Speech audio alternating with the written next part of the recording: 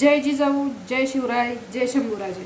तर बांधवांनो, की पैठण तालुक्यातील संजय कहूकुटे ह्या बांधवांनी आत्महत्या केली।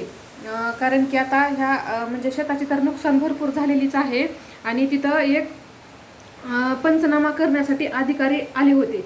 तर त्यांच्यात आणि त्या शेतकऱ्याच्यात बाचाबाची झाली आणि त्या बाचाबाचीच्या वादात ह्या शेतकरी बांधवांनी आपल्या जवळच्या विहिरीत उडी टाकून आत्महत्या केली।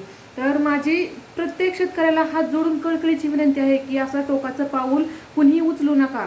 आपला कुटुंब महाग आहे, आपली लेकरं बाळ, आपले आई वडील, आपली पत्नी ह्यांचा सगळ्याचा विचार करा।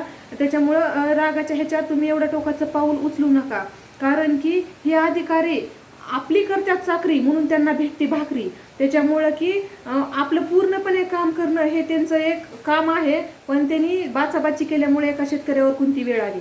बांधवांनो, की माझे प्रत्येक व्हिडिओमध्ये शब्द कठोर आहेत। मी कालच एक व्हिडिओ काढला होता आणि त्याच्यामध्ये पण सांगितलं होतं की लवकरात लवकर ह्या सरकारने शेतकऱ्यांना मदत द्यावी सरसंगट, कारण की हे शेतकऱ्यावर फाशी घेण्याची वेळ येऊ नये।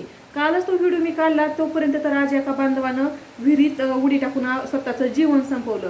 तर ही वेळ कुणामुळे आली आणि का आली? आता ही जे कर्मचारी जो ही सरकारतर्फे आलेला होता पंचनामा करायला अधिकारी, त्यांनी ही बाचाबाची करायची गरज नव्हती। शांततेत त्यांनी ऐकून घ्यायला पाहिजे होतं की त्यांचं म्हणणं काय येतं आणि काय नाही। एकतर एवढं मोठं घरातल्या लेकरासारखं त्या पिकाला जपावं लागतंय आणि शेवट ह्या पावसामुळे सगळं पीक वाया गेलं। त्याच्यामुळं शेतकरी तर नाराज आहेतच आणि पंचनामा करायला गेल्याच्या नंतर ह्या अधिकाऱ्यांनी बाचाबाची केल्यामुळं त्या गरीब शेतकऱ्याला स्वतःचं जीवन संपवावं लागलं। तर ह्या अधिकाऱ्यावर 100% कारवाई झालीच पाहिजे आणि शेतकऱ्याला हा न्याय भेटलाच पाहिजे। जय जिजाऊ, जय शिवराय, एक मराठा, कोटी कोटी मराठा।